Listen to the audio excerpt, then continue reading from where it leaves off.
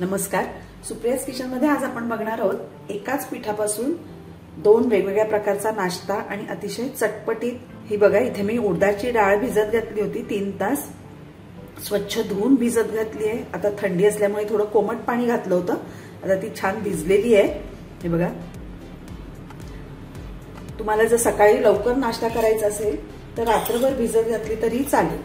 ही आता चांगली भिजलेली आहे, आपल्याला मिक्सरला लावायची आहे आणि अतिशय कमी पाणी घालायचंय, जेवढं गरज असेल तेवढंच पाणी घालायचं यामध्ये।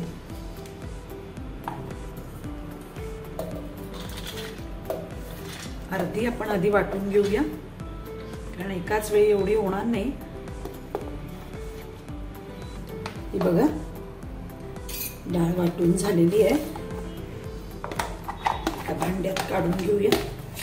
जितकं आपल्याला कमी पाणी वापरता येईल तेवढं वापरायचंय। आता हे जे बाकीची डाळ आहे ती वाटून घ्यायची आपल्याला। ही वाटताना आपल्याला यामध्ये या 2 हिरव्या मिरच्या आणि हे आलं घालायचंय। मिरच्या जरा तोडून घालूया, कारण हे अतिशय सुकं सुकं आहे। आल्याचे सुद्धा आपण पीस करून घालूया।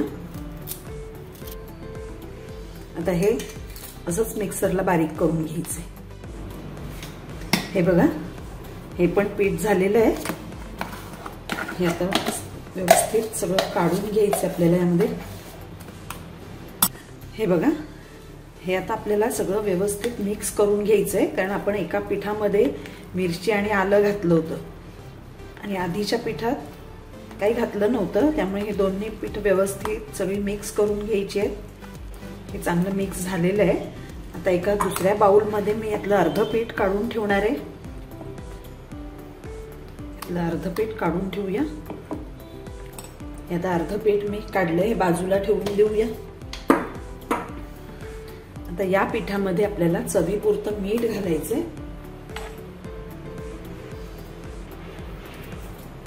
हे ओलं खोबरं आहे, किसून घेतलंय। तुम्ही खोबऱ्याचे काप सुद्धा घालू शकता, बारीक तुकडे करून।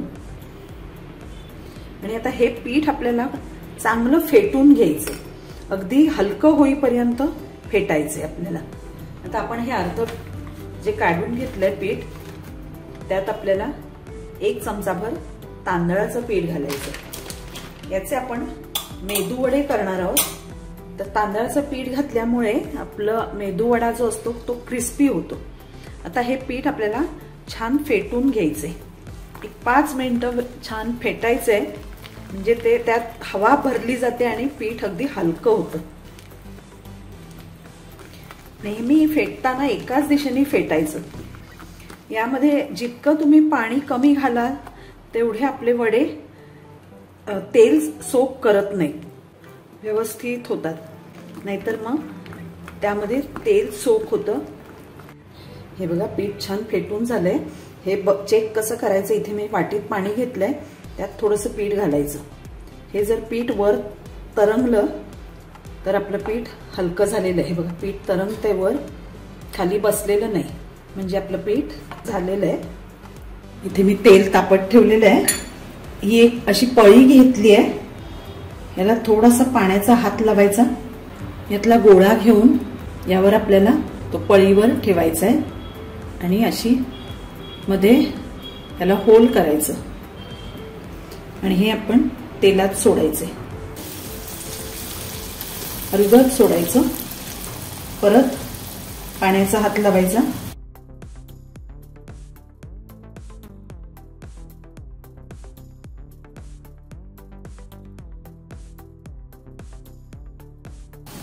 असं होल करून तेलामध्ये सोडायचे, अगदी सावकाश सोडायचं।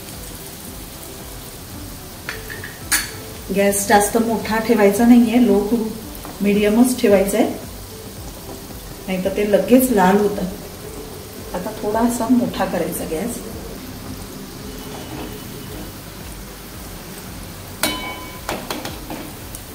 छान लाल रंग येईपर्यंत ते आपल्याला फ्राय करून घ्यायचे।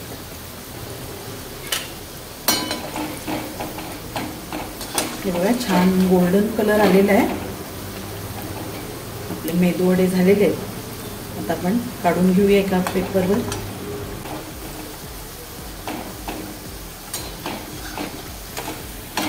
मस्त रंग आलाय. एका टिश्यू पेपरवर काढून घ्यायचे आणि आता असेच बाकीचे करून घेऊया. हे बघा आपले मेदूवडे तयार आहेत. हे खोबऱ्याच्या हिरव्या चटणी सोबत सर्व करायचे. आता मी तुम्हाला एक फोडून दाखवते. एकदम हलका फुलका झालेला आहे बघा आणि तसंच क्रिस्पी सुद्धा आहे. अतिशय सोपा आहे करायला. तुम्ही नक्की करून बघा. इथे मी हे जे पीठ काढून ठेवलं होतं त्यामध्ये आपण आता घालणार आहोत अर्धी वाटी रवा. बारीक रवा आहे. चवीपुरतं मीठ घालायचंय आणि व्यवस्थित मिक्स करून घ्यायचं आणि एक 5 मिनिटं चांगलं फेटून घ्यायचंय. अगदी हलकं झालं पाहिजे. हे फेटल्यामुळे हे अतिशय हलकं होतं आणि आपले वडे सुद्धा अगदी छान स्पॉन्जी होतात. हे फेटून झालेलं आहे. मी इथे तेल तापत ठेवलंय. ते तेल तापलेलं आहे. हाताला थोडं पाणी लावायचंय आणि ह्याचे छोटी छोटी भजी किंवा वडे तळायचे. आधी अजिबात हलवायचं नाहीये. ते आपोआप वर येतात. हे आपण एका वेळी खूप घालू शकतो. आता गॅस थोडासा मोठा करायचा.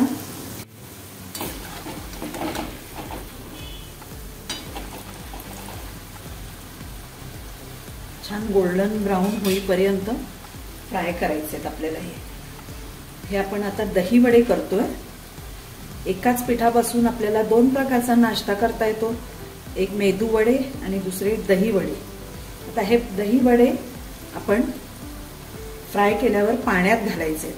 म्हणजे आपण जेव्हा दही घालणार त्यामध्ये तेलाचा अंश नसला पाहिजे. तो सगळा पाण्यामध्ये उतरतो आणि मगच ते दह्यामध्ये घालायचे. हे बघा आपले वडे छान गोल्डन झालेले आहेत. हे आता इथे मी एका भांड्यात पाणी घेतलेलं आहे. त्यात आपण हे वडे सोडायचे. पाण्यात घातल्यामुळे ते वडे तेल सोडतात आणि पाणी सोक करून घेतात. म्हणजे आपले वडे जेव्हा आपण दह्यामध्ये घालतो तेव्हा ते तेलकट लागत नाही. आता हे थोडा वेळ पाण्यात भिजवून ठेवायचे आणि मगच दह्यात घालायचे.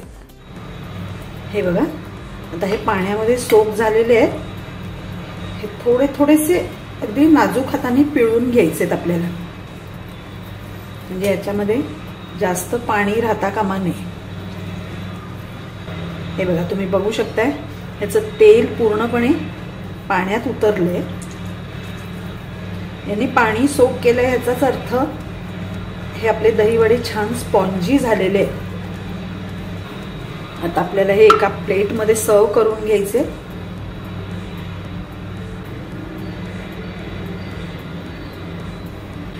यावर इथे मी आता दही फेटून घेतलंय. यात साखर आणि मीठ घातलेलं आहे. हे छान फेटून घ्यायचंय आणि घट्टच ठेवायचे. जास्त पातळ नाही करायचं. यावर तुम्ही pepper powder, black pepper powder,